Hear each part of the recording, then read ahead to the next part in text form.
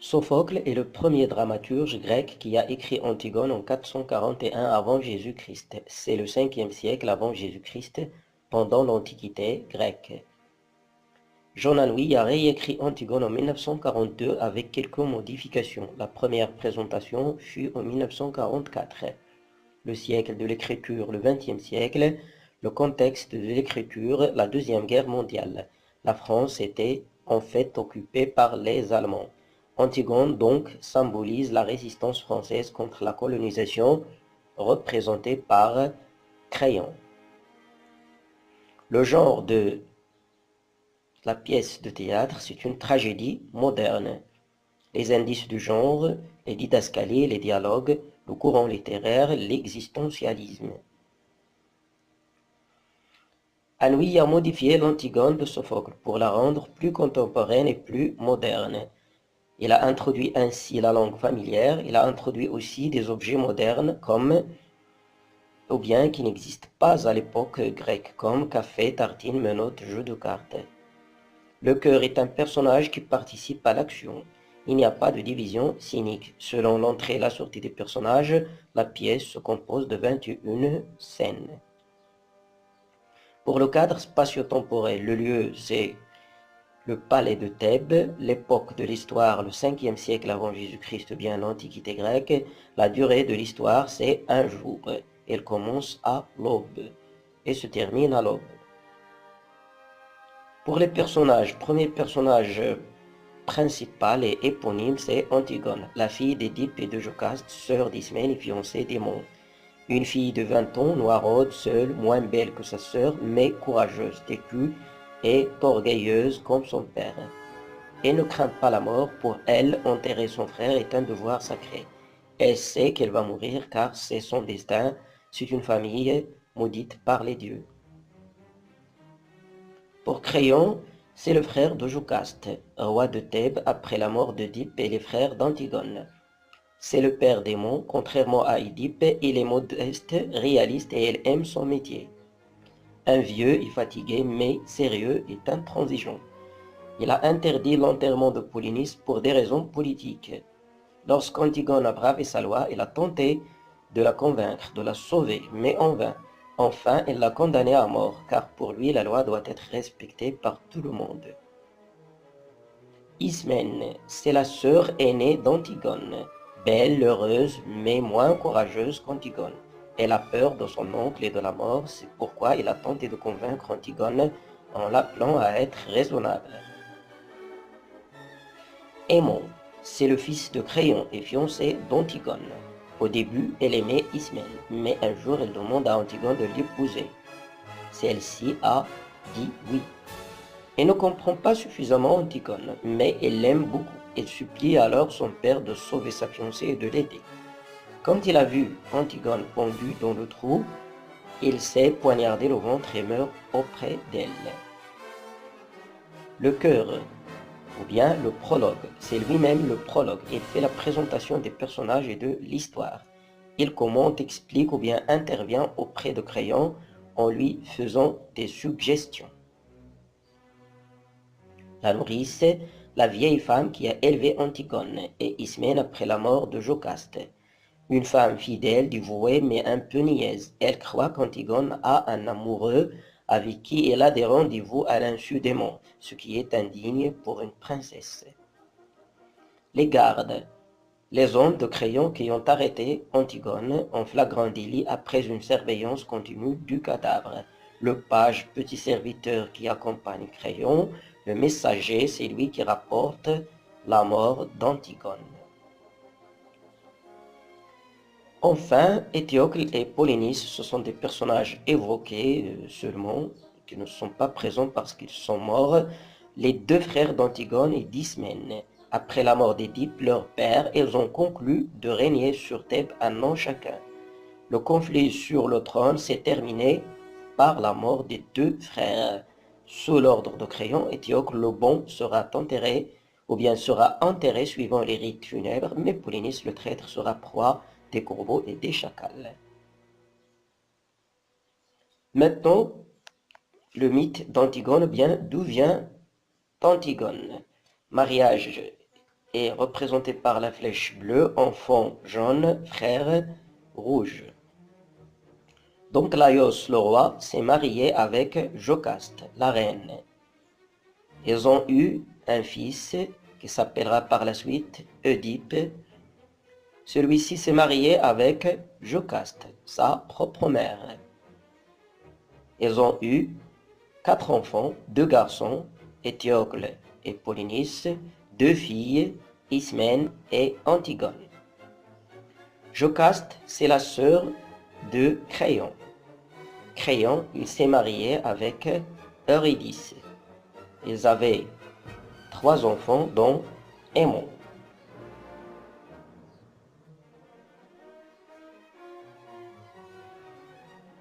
Maintenant, le mythe d'Antigone, ou bien l'histoire d'Antigone.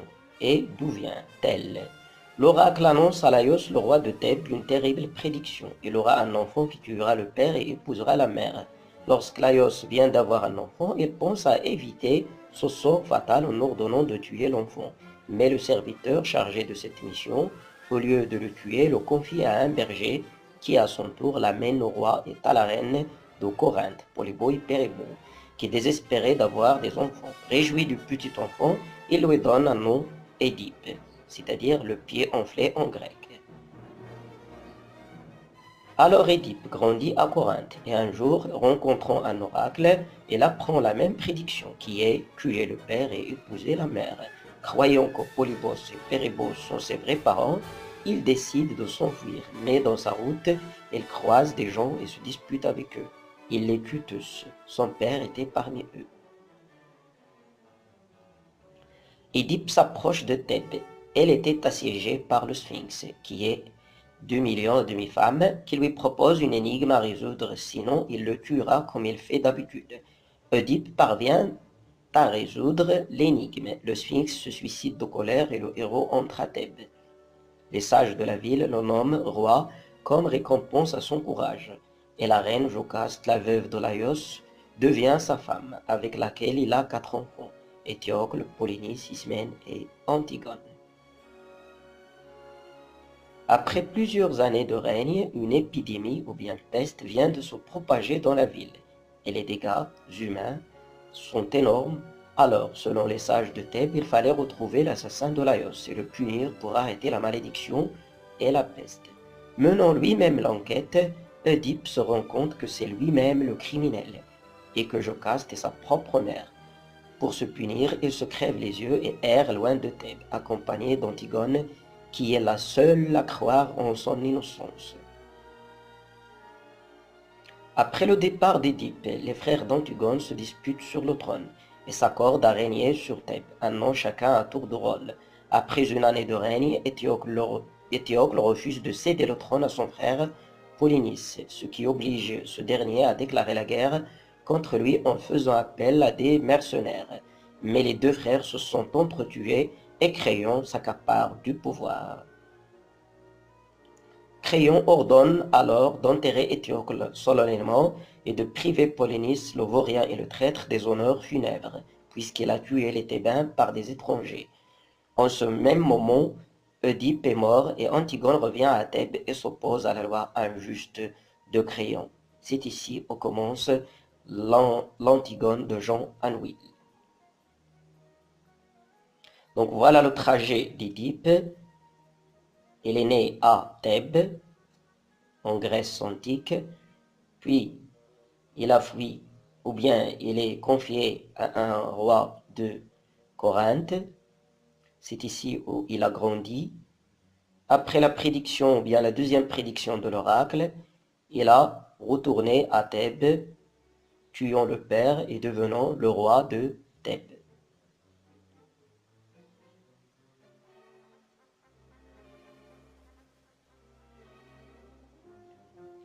Maintenant, le résumé d'Antigone. Lorsqu'Antigone est arrivée à Thèbes, elle apprend que ses 2 frères Étiocle et Polynice sont morts et que son oncle Créon a décidé de consacrer des funérailles solennelles pour Étiocle, le bon frère, et de laisser Polynice sans sépulture, proie au chacal et au corbeau, car il s'est révolté contre son frère en faisant appel à des mercenaires. Quelques gardes surveilleront le cadavre et quiconque ose de s'y approcher ou bien ose s'y approcher pour l'enterrer sera puni de mort.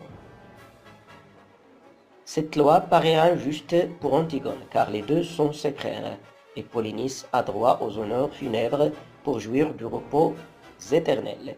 C'est pourquoi elle décide de l'enterrer malgré l'interdiction de Créon. Toutes les tentatives pour la faire renoncer à ce projet fatal ont échoué. En fait, Antigone est une fille têtue, orgueilleuse comme son père et indifférente envers la mort qui l'attend. En plus, c'est un personnage tragique et maudit. Sa mort sera la seule solution pour rétablir la paix et la sérénité dans le pays. Après la présentation des personnages et de l'histoire par le prologue, la nourrice se réveille à 4 heures du matin et remarque l'absence d'Antigone dans son lit. Celle-ci vient juste d'entrer. La vieille, malgré son insistance, n'arrive pas à savoir la vérité. Cependant, elle croit qu'Antigone a un rendez-vous avec un amant, chose que la fille d'Édipe ne nie pas, car en vérité cet amant est son frère Polynice qu'elle veut enterrer. Ismène sait le projet de sa sœur, mais elle n'est pas si courageuse comme elle. Elle a peur de Créon et de la mort, mais elle échoue à dissuader Antigone de sa décision. D'ailleurs, Antigone est consciente de son destin. Voilà pourquoi il s'y prépare en confiant sa chaîne douce à la nourrice et en confessant son amour à Aimon. Après une première tentative ratée, Antigone arrive à tromper la vigilance des gardes, et cette fois-ci elle couvre le cadavre à l'aide d'une petite pelle, mais elle est capturée enfin par un garde qui l'emmène à Créon. Celui-ci ne croit pas à ses yeux, car au début il pense que c'est un complot de l'opposition qui tente de braver son pouvoir en enterrant Polynice. Mais vite il comprend qu'Antigone est une fille tragique et que l'enterrement de son frère n'est qu'un prétexte pour mourir. Le roi de Thèbes tente de sauver sa nièce en lui prouvant que son geste est gratuit et inconscient, car Polynice, ingrat et voyou, ne vaut pas ce sacrifice et qu'encore jeune et fiancée démon qu'il aime, elle doit profiter de la vie et jouir du bonheur. Néanmoins, Antigone rejette toutes ses propositions et décide d'accomplir son devoir sacré envers son frère et mourir. Créon, impuissant devant l'obstination et l'orgueil d'Antigone, applique la loi et ordonne de la faire mourir en dépit des supplications de son fils aimant et l'appel à la raison recommandée par le cœur. C'est enfin le messager qui apporte et décrit la mort d'Antigone, enterrée vivante dans un trou où elle se suicide pendue au fil de sa ceinture. Ne supportant pas la mort de sa fiancée, le jeune aimant, furieux et indomptable, se poignarde le ventre. Eurydice se suicide aussi et Créon est seul avec son page.